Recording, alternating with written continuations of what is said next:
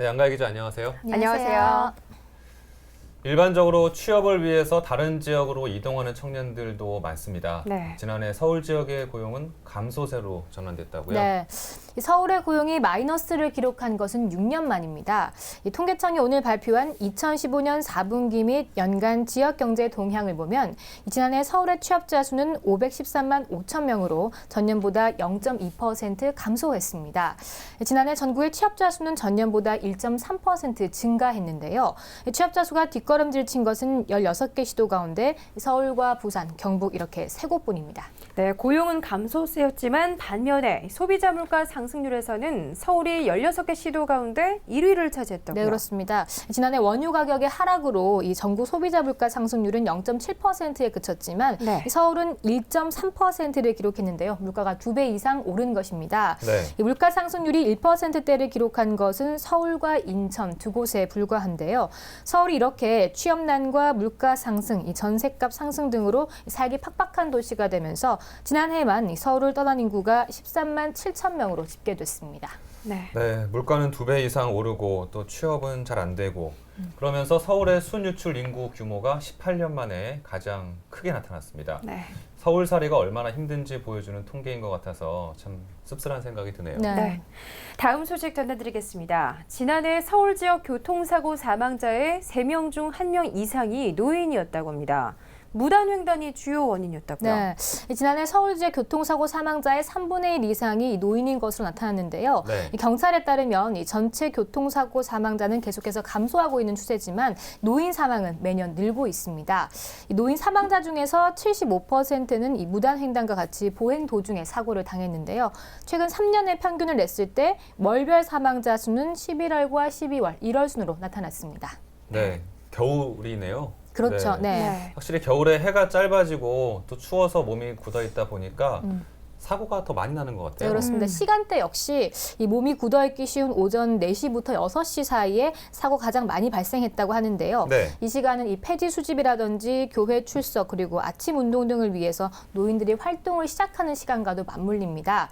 이 사고 지점을 좀 살펴보면요. 이 사고 장소와 사망자 주거지 사이의 거리는 1km 이하가 71%에 달했는데요. 네. 노인들이 집 근처의 도로 환경과 신호 체계를 잘 안다고 생각해서 경계를 풀고 다니다가 좀 급작스럽게 사고를 당한 것으로 보입니다. 네, 아무래도 평균 연령이 높아지고 또 노후에도 사회 활동이 활발히 이루어지다 보니까 이 노인 교통 사망 사고가 매년 증가하고 있는 것으로 보입니다.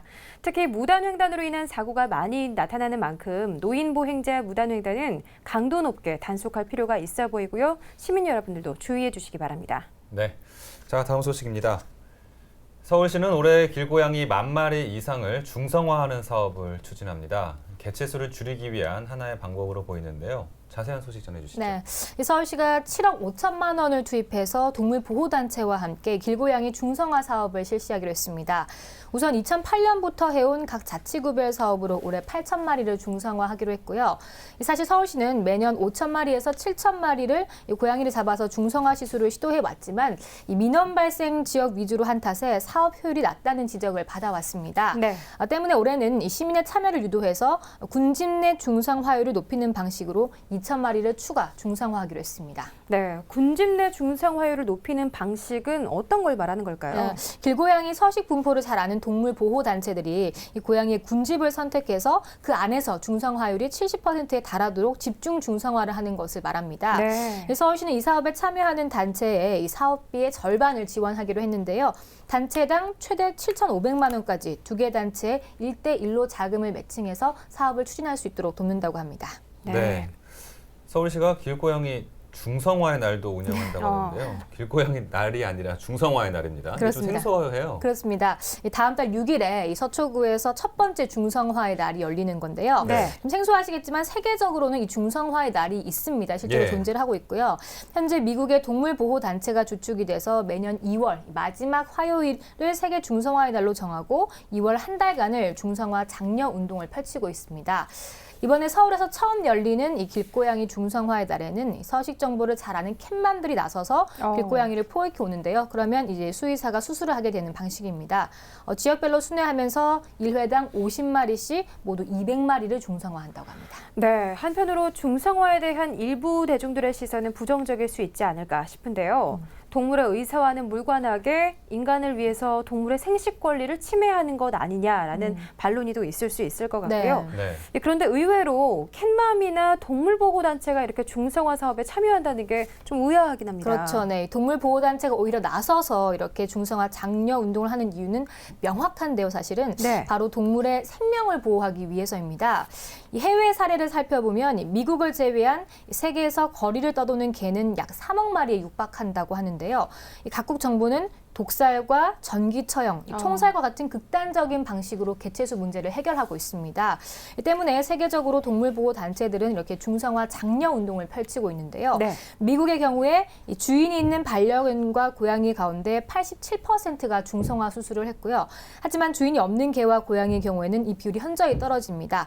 이 미국의 길고양이 중에서 중성화 수술을 받은 비율은 2%에 불과하다고 하는데요. 네. 서울 시내 길고양이는 약 20만 마리로 추정되고 중성화율은 11%에 달한다고 하니까 사실 높진 않지만 상당히 고무적인 수치라고 보여집니다. 네. 네, 강제로 목숨을 빼앗는 것보다 차라리 중성화하는 게 더 낫겠네요. 나을 수도 있겠다는 생각이 듭니다. 네.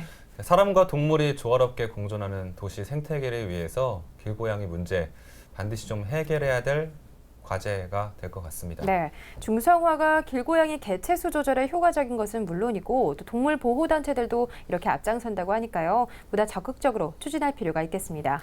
네, 지금까지 양가희 기자와 수도권 이슈 브리핑 함께했습니다. 양가희 기자 고맙습니다. 고맙습니다.